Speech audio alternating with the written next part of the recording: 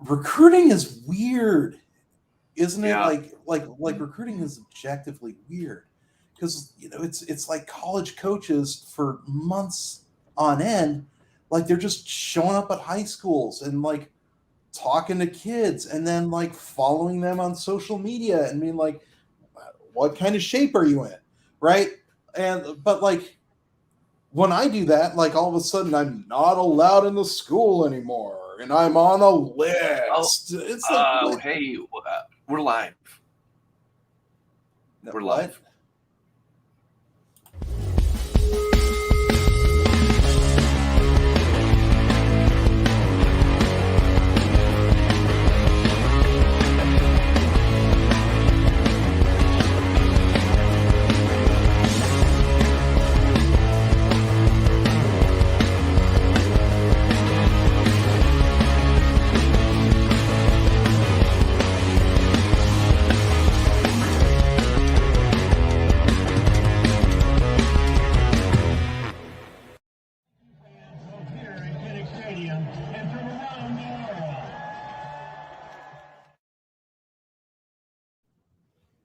What is up? What is shaking?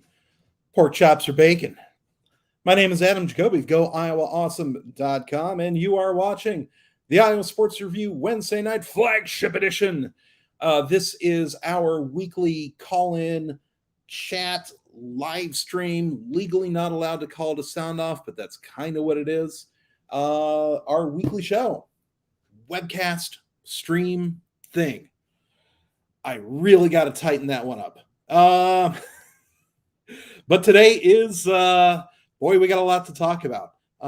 First and foremost, signing day. And the real Hayden, good to see you, old friend. Today was a good day indeed. Oh, boy. In fact, I will go one better. I would venture so far as to say this is the best signing day of Kirk Ferentz's career. The best. Iowa was in on 6 recruits who are making their choices today. 5 of them went to Iowa, and these are big recruits too. The only one that we missed out on was a defensive end from, I think he was actually from Arkansas, but it was between Iowa and Arkansas State. It played 1 year of competitive football, got a D1 offer, and decided to stay close to home. Chose Arkansas State over Iowa, and like honestly, all right, because that's clearly not a purely football decision, right? So, and really all that Iowa's got control over is the football. So more power to Kieran Copeland, I believe is his name. But in terms of the guys who actually did commit today, boy, it was a beautiful list. Mostly defensive backs, which is great because that was one of the big draws of Xavier Wampa's commitment, was that he was going to be bringing some dudes with him, wasn't he? And he did, didn't he? So Cohen Intringer, TJ Hall, Orlando Trader were the 3 defensive backs that Wampa got on board with us. Brian Allen, a 3 or 4 star defensive end, depending on who you ask, flipped from Illinois and joined the Hawkeyes as well. And the last one I don't have on my list because I didn't do a good enough job of taking notes. At least I'm honest about it. Hang on, here we go.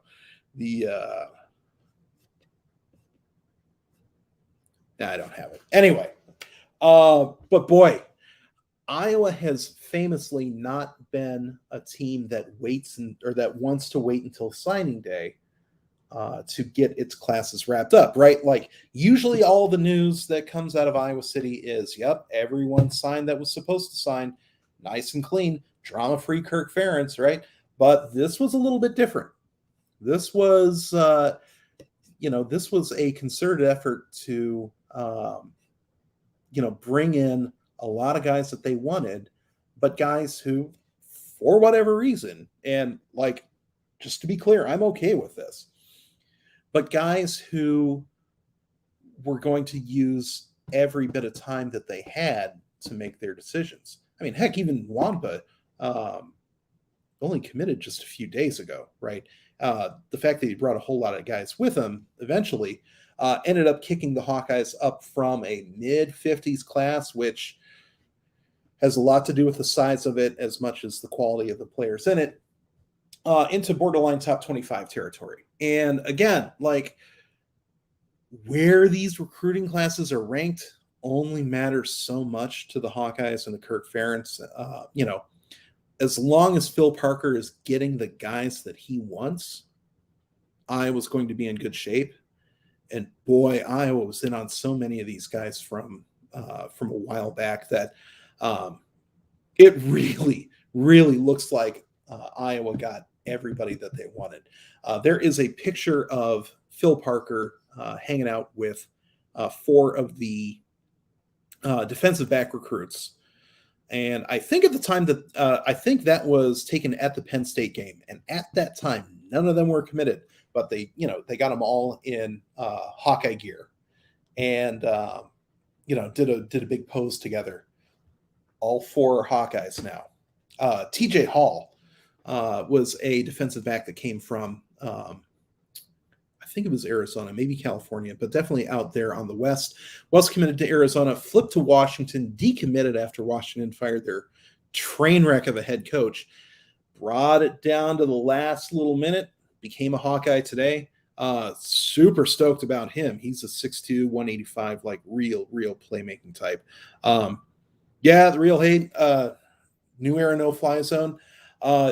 It is an affirmation of ball hawk U, right? Like, Iowa was already ball hawk U, but these 4 defensive backs that they got, Wampa, Trader, Hall, Entringer, like, all 4 of those dudes are Phil Parker guys. And just getting what's close to a complete secondary in one class, dudes who, all visited together, are already like forming these connections with each other. Like, how are you not stoked about that? Can't say enough about how this has progressed. Joe, good to see old friend. Cheers to the reverse Eno Benjamin class. That is a great reference, and that is exactly right. For those who have a more balanced social life and don't care about recruiting, first of all, hats off to you. Second of all, Eno Benjamin was one of a few recruits in a class that was marked by some, let's call it, philosophical differences between Kirk Ferentz and his assistant coaches as to what a commitment means. And if you think that is vaguely messy, I assure you it was messier in real life. But we don't need to go into the details on that. The juice is really not worth the squeeze.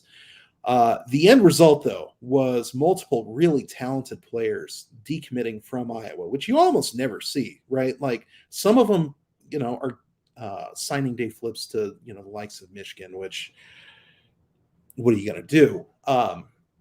But guys, getting a whiff of what Iowa does as a program during recruiting and saying, actually, I'm out, that almost never happens. But it did in that class because there was not really a whole lot of communication between assistants and players as to, what a commitment means. And so it really caught a lot of players, up to and including Arizona State running back Eno Benjamin, caught them off guard. And so they were like, hey, look, sorry, taking it somewhere else. And to Iowa fans' credit, none of them blamed Eno. Like, he was the most beloved Arizona State running back in Hawkeye history, if that makes any sense. But like, everyone was still rooting for him, which I always really appreciated that about how that all went down. There was a receiver for North Carolina. His name I'm not going to remember, but he ended up being pretty productive too. And there were a few times where you're like, would have been nice to have him. But yeah, Kirk handled that situation personnel-wise. And so luckily, all of that water's calm now. And for all of these, really talented prospects to, take that late look at Iowa, to, have these really high-level programs competing for them. Cohen, for example, his Final Four. So, like, these were all committable offers. His Final Four were Iowa, Wisconsin, Michigan, and Boston College, which obviously BC doesn't belong in that list. But if Iowa, Wisconsin, and Michigan, those three teams know a thing or two about cornerbacks and defensive backs in general. And Wisconsin and Michigan, just so happen to be two teams that stuck it to Iowa the last time they played. For Cohen to look at them, weigh all this out, and be like, yeah, my future's as a Hawkeye, dude, that rules. It rules. So hats off to the staff for having such a complete class, and once again doing it Kirk's way.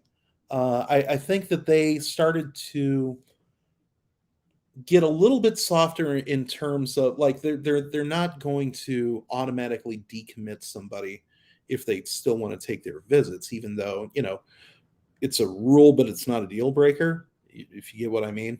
And I think that flexibility has really helped them endear themselves to recruits who, let's remember, are 16, 17 years old and going through an incredibly important and public life decision, and something that they're really not prepared to do, shouldn't be prepared to do. So, this recruiting class, I think, when we look back on it in 5 years, and everybody says this about every class, but I think this one in particular, we're going to look back in 3 to 5 years and be like, Iowa really got better that day. Really got better. Joe asks, how do we get X and Belton on the field at the same time next season? I think it won't be that difficult, and I'm giddy about that. I don't think they're going like 2 cash or anything like that. Wouldn't be upset if they did, don't get me wrong. But I think that they still like the 2 traditional safety, 2 traditional cornerback, as well as the cash position. And they still also want, 2 linebackers, 4 down linemen. Can't fault him for anything like that, but I think Wampa is a guy who is so versatile and was allowed to play so many positions at Southeast Polk that Iowa coaches, and I'm going to speculate a little bit, but only a little bit, I think they're going to be happy to have him on the field wherever he wants to play, except for quarterback. I don't think that would work. Also, left tackle, probably not. I think he would want somebody bigger for left tackle. The point is, how do we get X and Belton on the field at the same time? Make sure they're both healthy and make sure they both want to play. That's about it. Throw X at strong safety or free safety, or wherever. God bless Jack Kerner. Thank you for your service to the program. I think X is a day one upgrade. I do. He's got so much range and such good instincts that all those plays where Kerner was really close and, was close enough to make a tackle after the catch, where he was in the best position that he could be in. That best position starts to change when it's somebody with Wampa's ability to move in space. So I really like that idea of getting them both on the field at the same time. Also, Belton, X, and Jacobs in the middle. I mean, that is a super athletic middle of the defense. Super athletic. They're not going to get beaten to the corners very often at that point.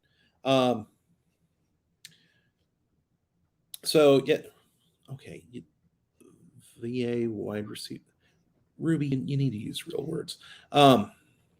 Zach West, good to see you. I'm glad Belton actually had the stats this year to back up his play. Didn't always have the numbers to show it.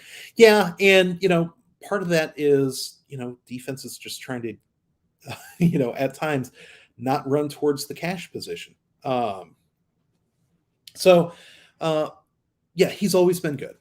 And the defense and the staff were always just trying to get him on the field one way or another, and I always appreciated that. And I think it helped keep Belton engaged in the program, because he's a guy who's not from the Midwest, and it's one thing to ask somebody to sit on the bench, wait their part, be part of the team, but in a strictly practice setting.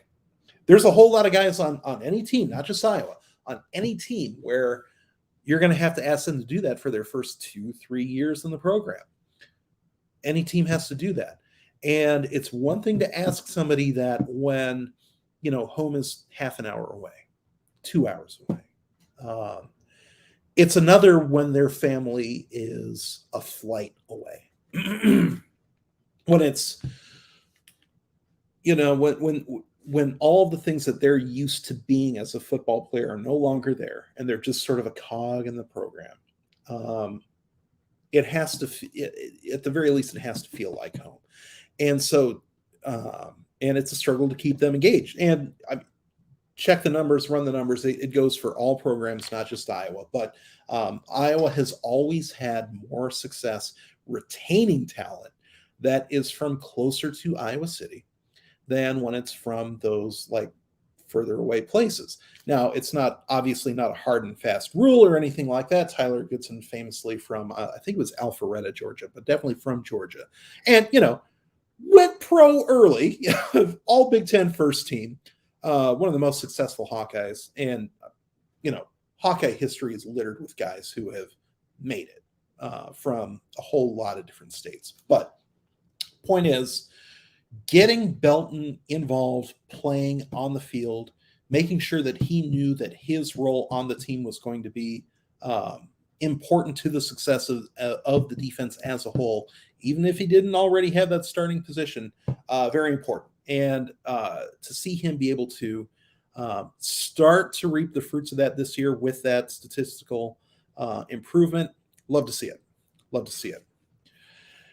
OP asks, who starts the bowl game? Which QB has a better chance against Kentucky? Well, I will be surprised if it's not Spencer Petras. I'm not saying that's who I want. I'm not even sure who it's going to be. But the way this team operates, the way Kirk Ferentz operates, and just based off the fact that Petras has that leadership role with the team. I mean, he's a captain. He's a guy who led them to a lot of victories over the last couple of years. I would be surprised if the majority of the teammates wanted Padilla to start instead of Petras. Now, that all said, I'm not sure that Petras gives Iowa the best opportunity to win.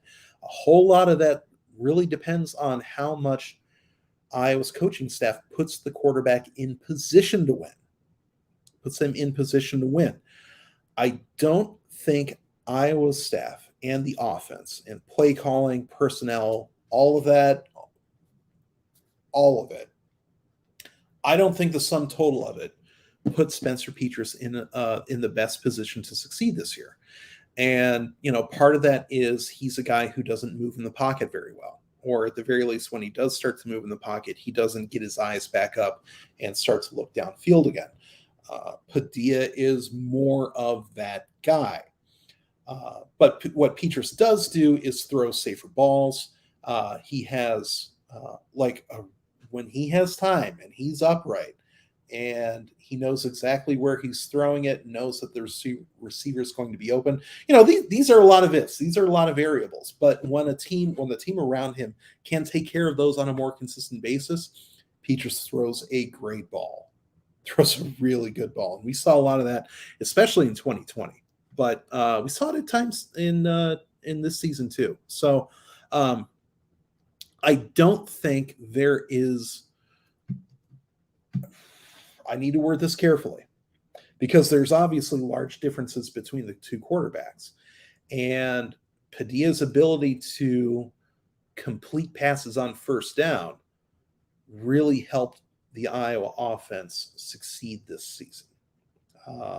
Especially because of Iowa's very, very predictable play calling. So it sort of starts with the coaches in terms of what looks they want to show Kentucky. If they can start calling plays in a way that continues, or not continues, but really starts to put Petrus in position to succeed, that does not give the Kentucky defense obvious cues as to what the next play call is going to be. I bring this stat up a lot, but it really is glaringly important. But when Cody Hills mentioned on Twitter, I think it was a couple of weeks ago, that Iowa ran the ball 87% of the time on 2nd and 10 after an incomplete pass. That is a tendency that should not exist in any college football. That is a tendency that some graduate assistant and every program down to D3, ask me how I know, every program charts their own tendencies. It's why you have a staff of graduate assistants. And the big reason why you do that is because the opponents are charting you too. So you don't want your opponents to know more about your own tendencies than you know. And something as basic as, what does the team do after an incomplete pass on 2nd and 10? I'm telling you, you might not hear the announcers talk about that. So if you're not really familiar with how football programs are run, and most announcers are not, I'm sorry, they just like to count by 8, right? Like the announcers version of like football analysis is being like, well, why'd they go from 24 to 21 point deficit? They're still down by 3 possessions. And it's like, if you really think that a 24 point deficit and a 21 point deficit are the same 3 possessions, go take a hike. But they don't really get into that like tendency type stuff. And game planning is all about tendencies, and finding those tendencies is like really, really grinding work for the most part. Like there's no shortcuts in it. You're just writing things down, thinking of different ways to, parse these things out. But something as easy as run pass on 2nd and 10 is so basic that any program should know well before they hit a 90% threshold that they've got to switch something up. So I hope the unmitigated disaster that was the Big Ten championship game, and I don't know what else you would call a 42-3 loss on national television with a Rose Bowl on the line. I don't know what you would call it if it's not a disaster. If that's not enough to get you to change things, then I don't know what to tell you. Certainly, if that happens again, if that actually happens again in the Citrus Bowl, where I was just like, well, I'll just run on 2nd and 10, we might need to get a shot collar on Kirk Ferentz, and I'm only kind of kidding about that. Yeah, Joe says, shouldn't this have been the year to get more aggressive than normal on offense? Yeah, you would think so. Certainly, it's the year that you would want to get more unpredictable. But, we saw when Iowa was losing the turnover battle, their chances of winning dropped dramatically, right? So it's not just about the defense bailing you out by forcing their own turnovers. It's by the offense being able to, at the very least, hold on to the ball so you can, punt it inside the opponent's 10 or 20-yard line. And Iowa did a great job of doing that. And then all of a sudden, the opposing offense starts to get off schedule. And when they start getting off schedule, that's when Iowa's, able to pounce. You didn't see a whole lot of Iowa turnovers on opponents' drives that started, in Iowa territory. They're not that kind of bailout defense. They're more of a, it's like in that in the old Wu-Tang when I think it's the RZA, is listen off all the different members of the Wu-Tang, and he gets to inspect the deck. And so, he just sits back and watches you play yourself. That's more the Iowa defense. Like, all right, you got 80 yards to go. Let's see you make you got 85, you got 90, you got 95 yards to go. Let's see you make your way all the way down there without making a mistake. I'll wait. And they wait. And they force a lot of turnovers that way. But when they start pressing, when they start having to blitz, when they're off their own schedule, the defense starts to look just a little bit average. So I'm not entirely sure I can agree that the defense is there to bail Iowa out as much as I think that the defense, the way Phil Parker calls those plays, I think the defense's primary goal is to make it as difficult as possible for the opposing offense to make those long drives. And it's a fantastic plan just so long as Iowa isn't doing the exact same thing to its own offense by making it as difficult as possible to, put together a 15-play touchdown drive, right? So it's like, haha, I've handcuffed you, but I've also handcuffed myself. Now let's fight. Who would want to watch that fight? Who would want to do it? Yeah, man, listen, I have so many questions about that stat. Like, I know that it's right. I trust that it's right. I trust Cody. And he even found out that as the season went on, they were over 90%, right? I don't know how the team never adjusted that. I don't know whose responsibility on the staff it was to adjust that. I don't even know, which staffer it is, whose job it is to tell the big guys, hey, we need to stop this at all costs. Run a second down play action. Just do it once. Watch what happens. Because there's so much run blitz that Iowa just threw Tyler Goodson at on third down or on second downs that, it was unfair to him. I'm not saying it's the reason he went pro, because I legitimately don't think that, as long as he stayed healthy, and he did, I don't think that there was anything left for him to prove at the college level. I don't. But I think he would have had a better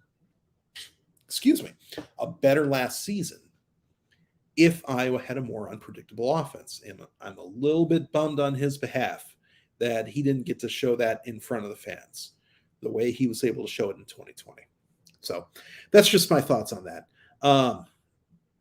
Zach with a very good question, and one that honestly I am not sure of the answer on. What do you think Ivory Kelly-Martin does after the season? So a little bit of background information. Ivory Kelly-Martin is a senior this year. But since his career coincided with the COVIDs, he has the opportunity to come back for one more season.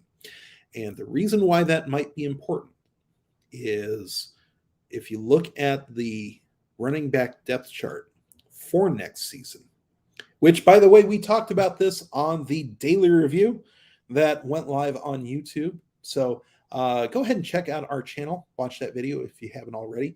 But it's something that Kennington Lloyd Smith III of Hawk Central covered a couple days ago. But the basic gist of it is, if Ivory Kelly-Martin decides, and we're talking about an all academic dude in IKM, I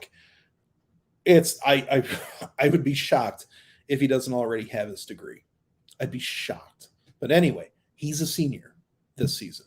He has the option to come back next year. Does he want to?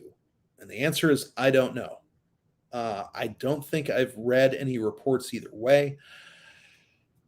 It's going to be difficult for him next season because he was healthy enough to play against Michigan, but they only used him on special teams.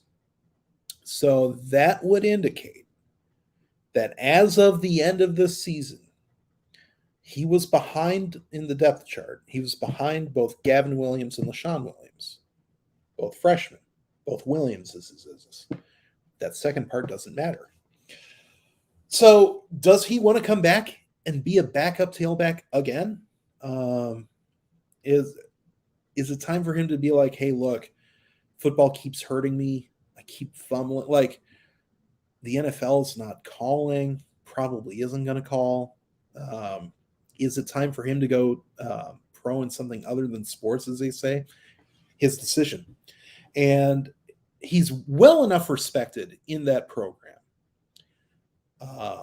that whatever his decision is going to be supported. I have nothing but faith in that. So he could even head transfer. It wouldn't shock me. And if he did want to do that, I think he would have the full support of the Iowa coaching staff if he still wants to continue playing ball. So his three options are graduate and hang him up, graduate transfer to some other program, get as much playing time as he can while he can, or come back for a senior season. And none of those three options would surprise me.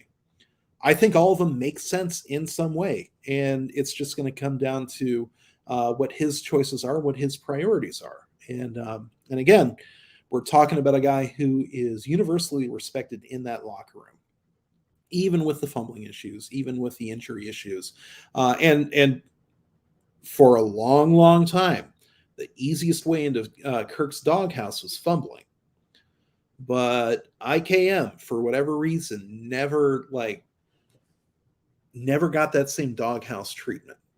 And I'm happy to see that, honestly. That's not a knock on anybody, because I don't think that sort of shunning is healthy for the development and confidence of tailback. I don't.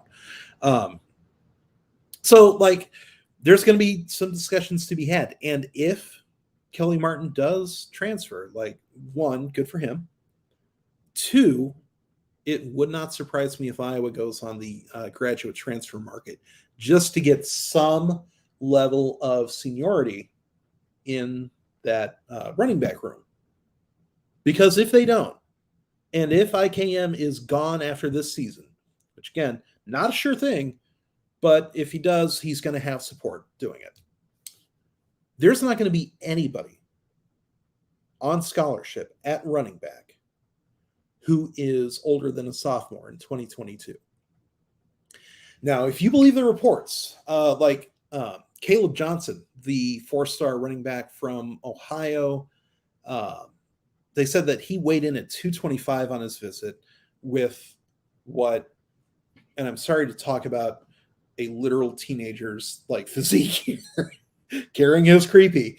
But Tyler Barnes said, yeah, he came in, weighed 225, but with a 12-pack.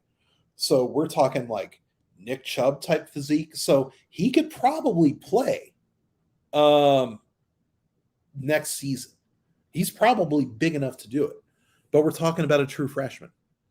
And we're talking about a program that doesn't like to, lean on the young guys if it doesn't have to. So if they just want one dude to be in there with a ton of experience, and I'm not talking about a guy who's going to come in and dominate the depth chart. This would be more along the lines of, say, what Mekhi Sargent offered to the team when Iowa brought him in late in his career. Or James, who's the James kid that they also brought in? It wasn't James Conner. No, that was a Pitt kid. But something like that. So something that in a supplementary role, I think it would not surprise me if Iowa wanted to do something. James Butler, Joe, thank you, James Butler. Again, if they brought in a graduate transfer, it would be a role something like that. Might even start a few games, but I don't know if there's anybody that's even available on the market who would be, one, markedly better than who Iowa's already got, and two, I also don't think that Iowa looks at who it has at running back already and says the cupboard's bare, because it's not. Like, they already trust Gavin Williams. They already trust LaShawn Williams, but they've trusted them in backup support roles so far. Do those guys progress to starter ready? We're going to have to find out. We don't know yet. And, the market may present something that works for Iowa. Speaking of the transfer market, let's see. Oh, we got a Joe. We'll get to Aaron Graves. We'll get to him. But I thought the one thing that was very, very telling about the press comments made by the coaching staff today, and I can't remember which coach said it. Maybe Tyler Barnes, maybe Kirk. One of them said that when they do go on the transfer portal market, that they look for FCS and Group of Five guys. And the reason is they believe, and I'm sure they have reason to believe, right? Say what you will about, Iowa and Kirk and all of them, but they are aggressively pragmatic.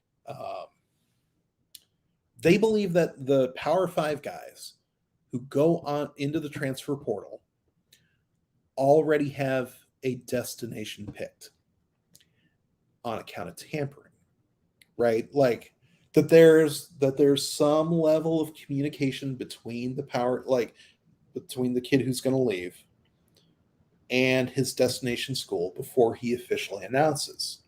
So it's a done deal by the time his name even hits to begin with. Now, no particular name was mentioned, and Iowa's coaches are never going to be like that.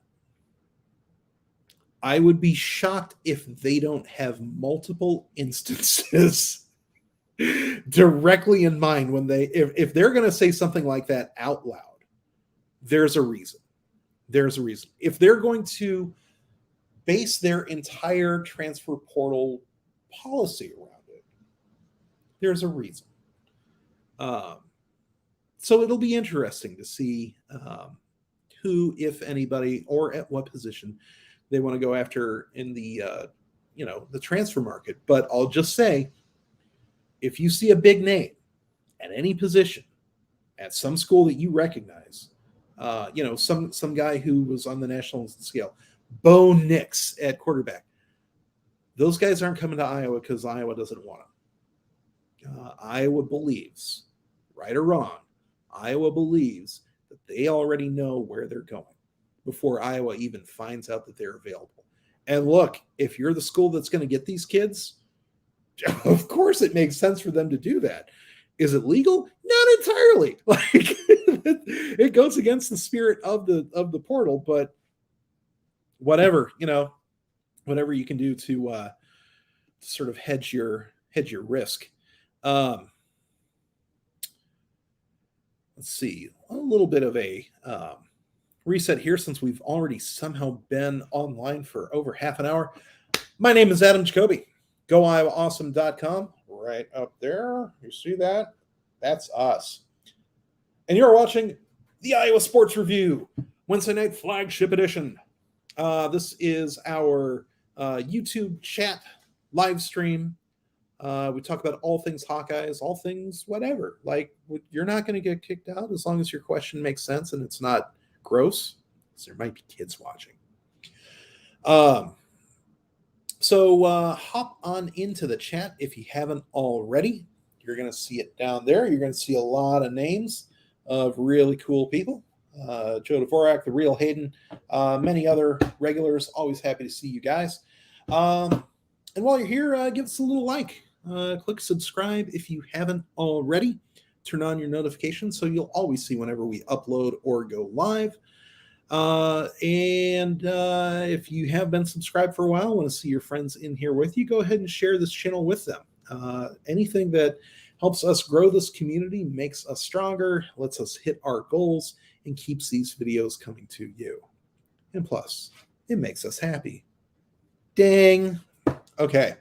One little thing while we're in this a little bit of a reset, I do want to say a little bit of a note to Atlantic, Jefferson, Denison, A lot of those places out there in Western Iowa. Des Moines, it sort of feels like we dodged a bullet in terms of weather. My power stayed on, and I'm surrounded by old growth trees. But I understand that there are some areas hit really hard out there west. So shout out to any of you or any of your family who are out there. Go ahead and check on them, make sure they're okay. Hopefully it's not going to be an awful rebuilding effort. Hopefully, we're not talking about this front coming through in the same way that we're talking about what happened in Kentucky or anything like that. I don't think I've seen any reports of, 100-mile tornadoes or anything like that. But it's tough to see severe weather really, start to take out property and affect people's lives. So Western Iowa, we're thinking of you. And if and when the time comes that we need to organize some help for out there, we'll see what we can do. Yeah, Hayden, I heard the same thing about Ankeny. Norwalk seems to be the same way. And, I was looking at the radar as the front was coming in, and it really looked like everything just sort of slid, like the worst of it kind of slid north of Des Moines. And we got sort of a weaker little part of that front that was coming through. But man, like if you zoom out to, top to bottom of the United States, that whole cold front, that whole system looks awfully dangerous. Like it looks like a scorpion tail, man. Like that is some really like tough stuff. Yeah, Ray, good to see you, old friend. Thoughts and prayers. Like, I know that it's trite, especially when we don't turn thoughts and prayers into action. But what we've got right now are our thoughts and our prayers. So whatever cleanup efforts have to happen out there, hopefully everybody's lives are intact. Nobody's hurt or anything like that. Fingers crossed for all of y'all. Let's get y'all back up and running soon. Let's say that. OP asks, what is Iowa's chance to win the West again next season? Man, it's a tough question because I think I mentioned this on a stream not too long ago, or maybe it was just in conversation. Either way, if I repeat myself, so be it. And if I don't, surprise, it's new content. Yay. I think Iowa is going to be a better football team next season. But I also am not sure that will translate into a division victory. And a lot of that had to do with some luck that was on this team's side. And, to accomplish anything in football, it takes a significant amount of luck. More luck than, again, like analysts and announcers and the talking heads really want to give credit to. Because it's not good analysis to say, oh, that team got lucky. But teams get lucky. Like that's not being dismissive. That is not that's not to say that they don't earn it. You have to earn it, and you have to get lucky. And Iowa got very lucky that their ranked opponents that they faced up until Michigan didn't really turn out to be top 25 teams. I don't ascribe the interceptions all to luck, but like that one that in the Big Ten championship game where just a little bit behind the receiver goes through his arm to a linebacker who's behind him. Like, it's okay to mention that was a little bit lucky. Excuse me. There was also a lot of there's preparation that went into it. There was execution that went into it. It was good coaching that I think it was Seth Benson. It was either Benson or Campbell, and I'm pretty sure it was Benson. Whichever guy it was. He was there because he was coached to be there, right? So it's not pure luck. But the fact that the ball just so happened to get deflected right to him, yeah, a little bit lucky. Like the fact that it wasn't caught, a little bit lucky. Both of those things can be true, and it is not an insult to the program, right? Iowa got lucky in that it faced a schedule of offenses that were by and large not really capable of doing too much to the defense. Obviously, the Purdue game happened. And, obviously Wisconsin was prepared for the game in a way that Iowa wasn't. Right? Like those losses were complete. But some of Iowa's wins were not, that complete three-phase domination. And it may be the case next year that Iowa can't hold on to some of these leads, even though they're a better football team, because they might be facing a lot of better football teams themselves next year too. And maybe the ball doesn't bounce a certain way. Maybe someone's not there to block a punt against Nebraska. So all of it's up in the air. I absolutely expect Iowa to go to a bowl game next season, and like a good one, not the Quick Lane Bowl or whoever wants to play a MAC team in Detroit. Like, it'll be a legit bowl game, and they might be another 10-win team next season. Wouldn't surprise me at all.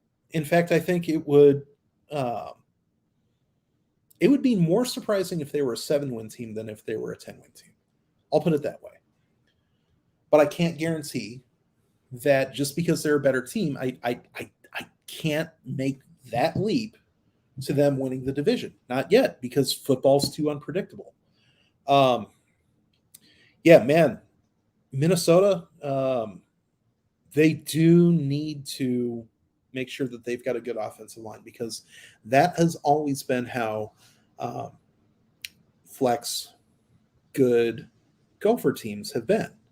That it started with those big hosses up front. Tanner Morgan, are we really, really under the impression that guy was a super difference maker at quarterback? The reason he was productive was because he was always upright when he was throwing. You put Spencer Petras behind that offensive line, he doesn't look markedly worse than Morgan. No way, no how. Now, obviously, that's not the way football works, right? You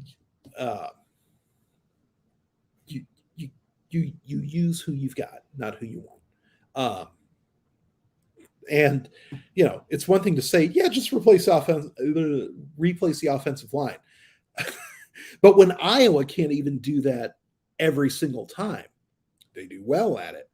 They're not perfect at it, because nobody's perfect at it. It's a big if. It's a big if for the Gophers. And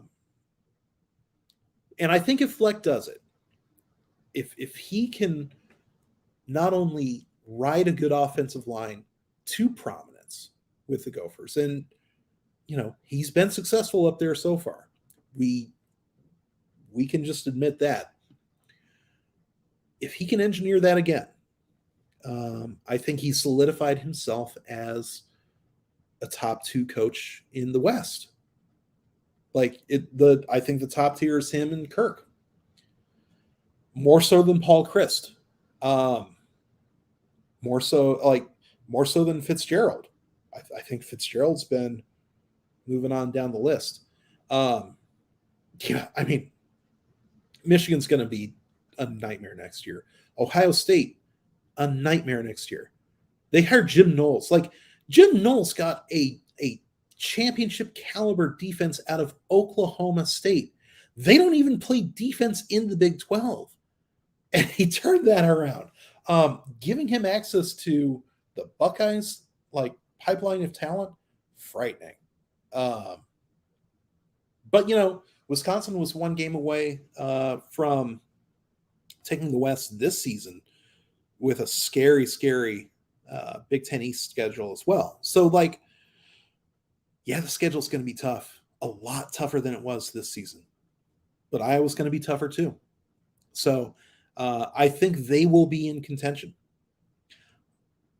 But I think that they're going to get better at the exact right places that they need to get better.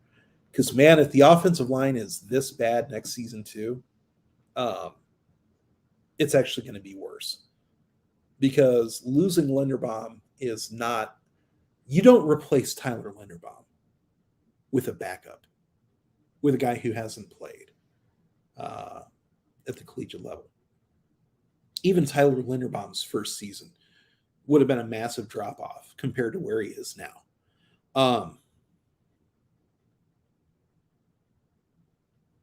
He also hasn't said that he's gone yet. Did not take part in senior day. Now, maybe part of that is a sense of obligation to the team. Because remember, he hasn't opted out of the bowl game either. Only Goodson has done that. So, like, the door is open for him if he wants it. I don't know if it's a good idea for him to go through that door. If I'm playing family accountant or family agent, I'm like, go pro, dude. Just for yourself. Just do it for yourself. But man, like, he's had his opportunity. And so if he just wants to drag this out through Jan 1 and then make that call, great. Good for him. More power to him. So we'll see. We'll see. It would be awesome for the line if he's back. I'm not sure it's necessary. I'm not sure that it is, but we'll see. It's an Aggie anyway. None that belongs up here. That's for dang sure. Okay, just FYI. Just a little PSA for everybody here. The wind is continuing to pick up in Des Moines, and we're both in both the producer and I are in areas that are sort of prone to interruptions in power. So we're going to be on while we can. If we just go poof, that's going to be why. Just to warn you. Obviously, if the wind picks up and we lose power a little bit, fine. It's not the end of the world, and it certainly pales in comparison to what people are going through, further west of here, all of that. So, like, don't cry for us, Iowa. Just a heads up. Just a heads up. Yeah, Linderbaum's gone with the wind. Yeah, it's got to be. It's got to be. Joe says that we're already freezing on the stream. That's crazy because it's not freezing on my end, but I understand that there's some surges happening over on our producer side. So yeah, we're gonna try. We're trying. The nice thing is, at the very least, we both have connections going to StreamYard. So we're doing the best we can.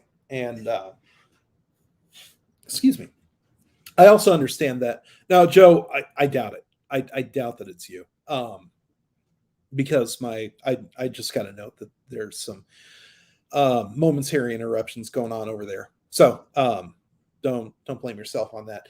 And I also understand that this is a weird day in terms of having to pay attention to everything that's going on outside, making sure that you, your family, your possessions are safe. So, we're not going to stay on too much longer anyway, but just understand that if we disappear suddenly, it's not because I just quit and just threw my laptop, just ruined my shot. Nothing like that. It's things out of our control. And what do we do with things out of our control? We accept them as they are. Little life lesson. Okay. Producer, thank you for reminding us. Aaron Graves. I'm so psyched about Aaron Graves. They mentioned that he was. They mentioned during the press conference today. One, I'm super psyched that the staff actually gets to talk about him publicly now, because they said that he is the most low maintenance Kirk Ferentz recruit ever. Which, yeah. Yes, man. All he wanted was the Iowa offer. That's all he wanted. As soon as he got it, he committed. He did it after his freshman year. Like he didn't even know how to commit. It was this great story in the athletic profile that Scott Docterman did. But basically, Graves was, of course, working. He was a lifeguard at the pool, at the little town pool. Gets a call, takes it. It's Kirk Ferentz on the phone that summer, and says, "Hey, so we want to offer you a scholarship." And Graves is like, "Okay, how do I accept it? What do I have to do?" And Kirk's like, "You just say I want to accept it." And Aaron's like, "Okay, I do." And that's that. Like, that's the whole story of his recruitment. That's all that Ferentz had to do. So the high school coach, went on record and said, yeah, there were a lot of other big name schools that came after him because Graves is a great prospect, who he reminds me the most of.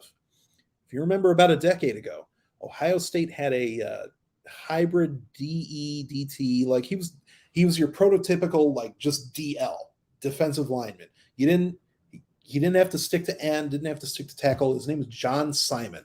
You remember John Simon? Absolute terror wherever they put him on the field. Probably could have played offensive line too. Workout warrior. Just a freak of a competitor. Super intense. But again, like in that like 6'4", 6'5", 270 range, built from day one. Slipped a little bit in the draft because they didn't exactly know what to do with him in the NFL, but he ended up having a really good, like productive career as long as his body held up.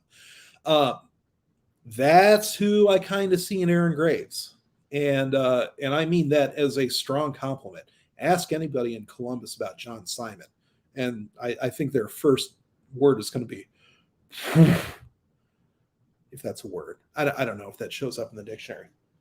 So I also just want to point out that talk to somebody up there in that north central Iowa area, a source.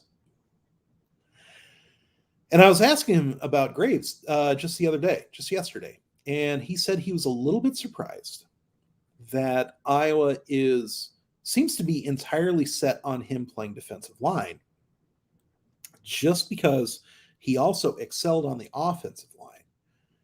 And if you look at the career arc of, I don't know, Tyler Linderbaum, both of those guys check a lot of the same boxes. Great at on both sides of the line. Great wrestlers.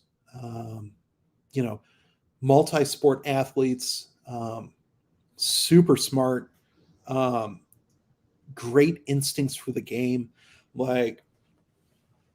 And I will say this, the Michael Myslinski kid that they poached from University of Texas, he's from Florida, was a Texas commit.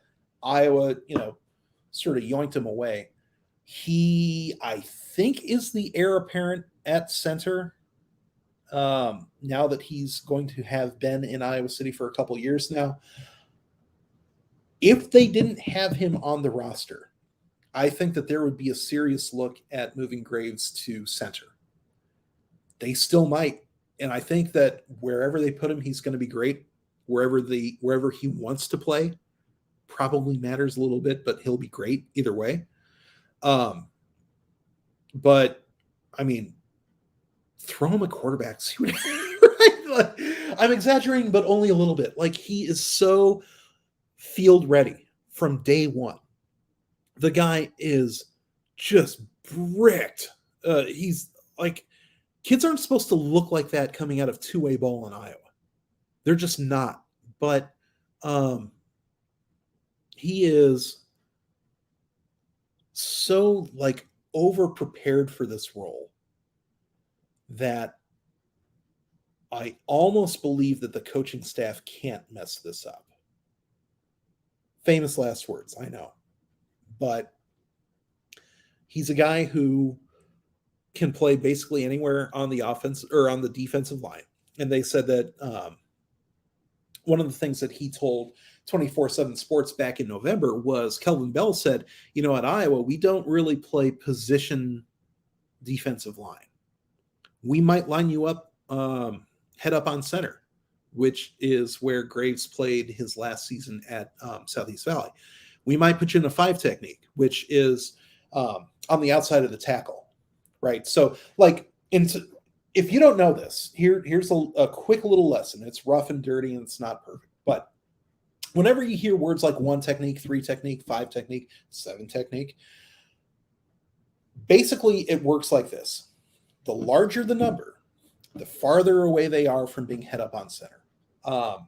Usually head up on center is a 0 technique. And usually you don't see guys line up perfectly there because it's sort of, I mean, they have to be really good. They have to be like 2 gap players at once to be able to be that good. And like there's Terrence Cody, and that's about it.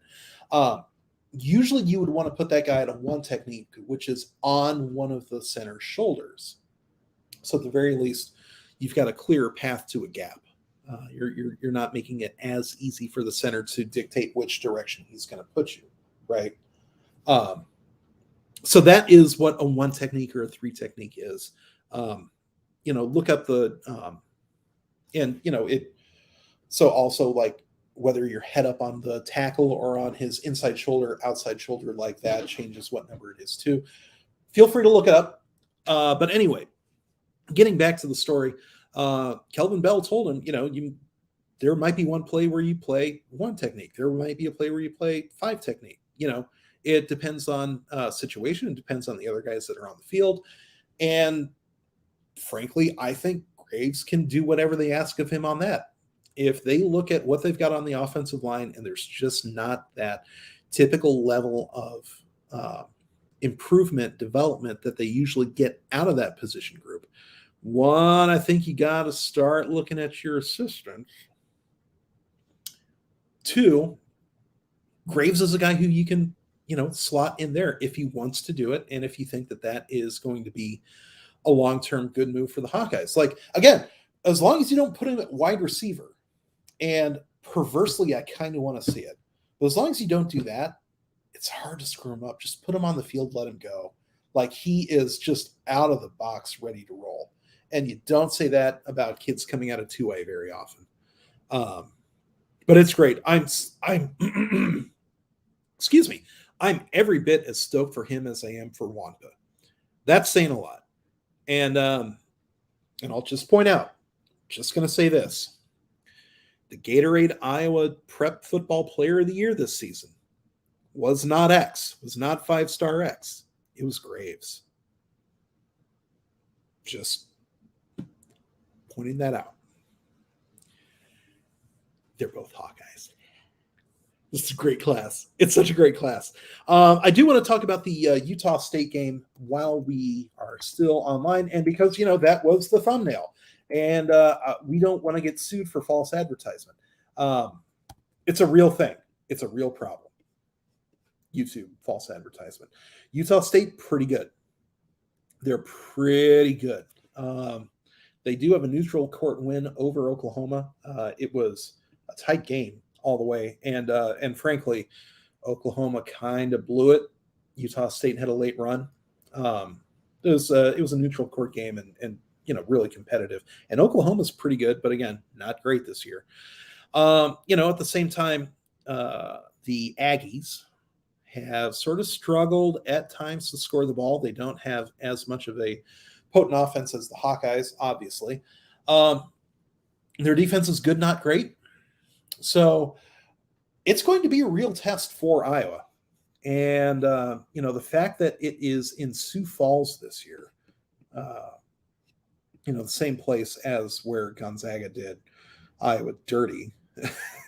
I'll just say this. Utah State does not have Gonzaga's level of talent. Just going to point that one out.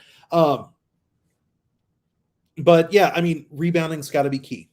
Rebounding has got to be key. There is some size on the Aggie team. Their front court, not so much. But they've got a trio of bigs that are like big that they can trot out at any time.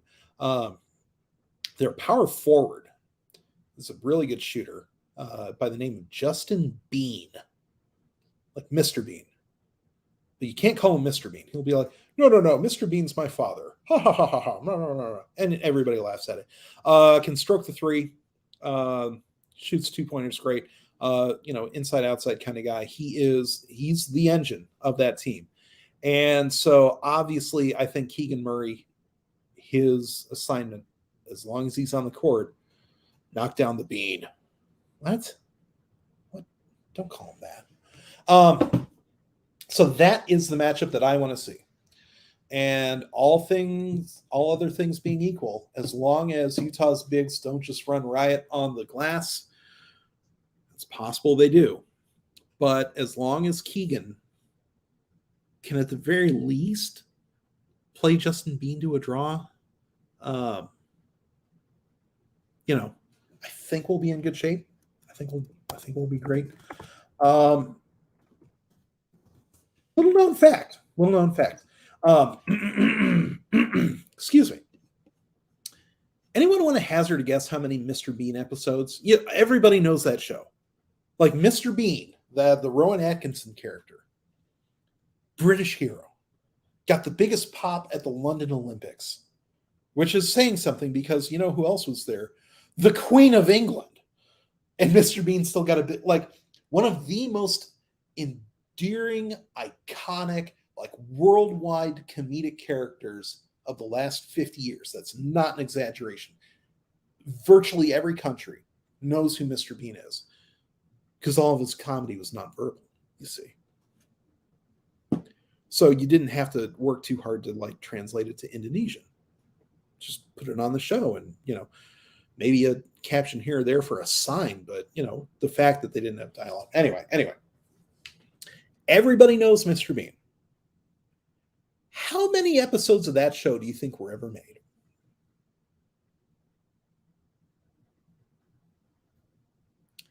15. They recorded 15 episodes of Mr. Bean, and it is one of the most popular shows of all time worldwide. Quality, not quantity. And that's the Iowa Hawkeye recruiting motto as well. With that, I think it is just about time to be able to say our goodbyes while we've all got our power on still. We have sustained a really good audience, especially for a day when there's a ton of severe weather and having electricity. It's not always a guarantee. Thank you all so much for joining us. If you want to do us one last favor, if you haven't already, scroll on down in between the video and the chat section, and you'll see a little button that says like. Go ahead and click it. Just give it a little click. It's just one little thing. You do click, boop, and that's. And it tells YouTube that this is a fun and exciting show. It's a little white lie that you can tell, and it tells YouTube to keep promoting this among Hawkeye fans, sport fans. Help grow the community. Also, it makes us feel good. We like seeing numbers go up. It releases the good brain chemicals, serotonin, baby. And, subscribe if you haven't already. Share if you have subscribed. Everything that helps us grow the community makes us stronger. And ultimately, we do this for you guys. We do it for you. We also do it, to feel a little bit good about ourselves. But ultimately, it's a service as much as anything. And we find purpose in service, don't we? So thank you all for sticking with me for all the fun chat. This is one of my favorite chats of the year, full stop. One of the favorite chats we've had. Don't know what else to say. So go Iowa Awesome. Go Hawks. Stay safe. Good night.